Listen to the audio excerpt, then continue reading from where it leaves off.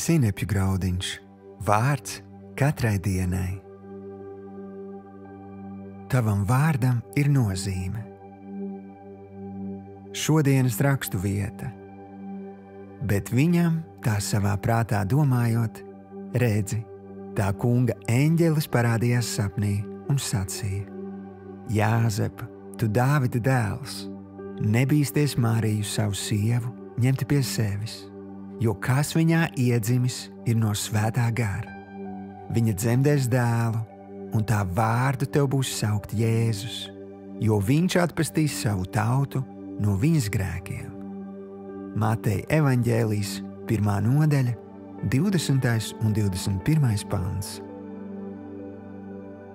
Šodienas pārdomas.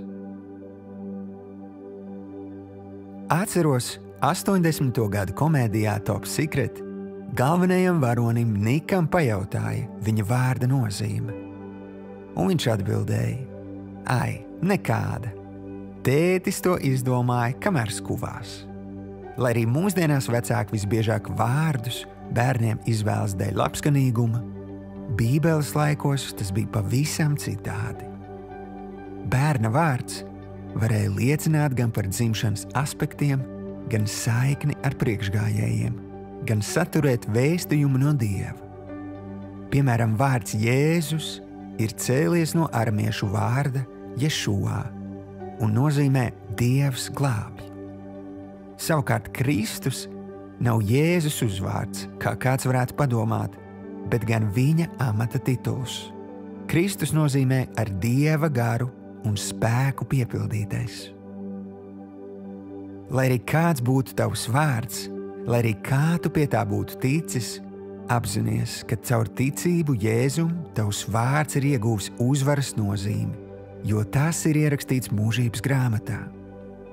Tev ir piešķirts arī jauns tituls – kristietis, tātad ar Dieva garu un spēku apveltītais. Tu esi kļuvis par ķēnišķu priesteri, lai valdītu kopā ar visvareno Dievu. Šodienas lūgšana. Tēvs, patiesi, iepazīšanās ar Jēzu man ir palīdzējusi izprast manas dzīves nozīmi un uzdevumu.